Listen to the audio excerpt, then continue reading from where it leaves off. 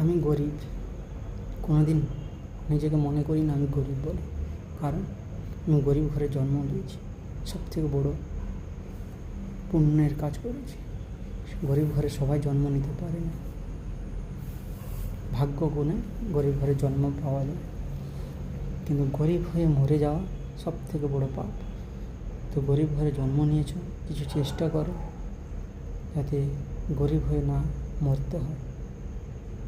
এমন কিছু করে যাও যাতে লোক দেখে যে হ্যাঁ, ও গরিব হয়ে জন্মেছিল, কিন্তু গরিব হয়ে মরেনি।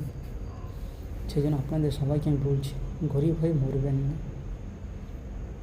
কারণ যে বিজনেস করছে ওরও দুটো চোখ, দুটো হাত, দুটো পা, আমারও তাই। কেন আমরা পারবো না? চেষ্টা করো, রাস্তায় তো নামো। রাস্তায় নামলে রাস্তা দেখা দেবে। তুমি যদি বসে থাকো কিছুই দেখা দেবে না। বসে খেলে সমুদ্রের বালিও কোলাবে না, কিন্তু তুমি যদি কাজ করে খাও, কাজের একটা তোমার, যখন তুমি কোনো বিজনেস পথে বা কোনো ইয়েতে না যাচ্ছ, একটা নর্মাল কাজ করবে যেটা তোমার বেকারপনকে ও আটকে রাখবে, তারপরে আউটসাইডে কাজ দেখবে।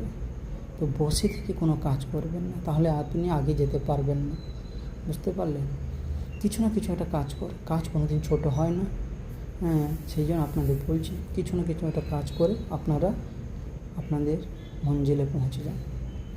বসে থেকে পৌঁছতে পারবেন না। স্বপ্ন দেখলে, শুয়ে শুয়ে স্বপ্ন দেখলে হবে না, কাজ করে স্বপ্ন দেখো, কাজের মধ্যে স্বপ্ন দেখো। আর যে কাজ করবে সেই কাজে মন প্রাণ সবটাই লাগিয়ে দাও, দেখবে ওই কাজও তোমার আসান হয়ে যাবে, হালকা হয়ে যাবে।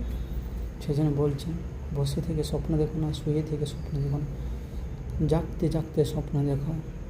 স্বপ্নকে স্বপ্নের মন মতন করে তোলো।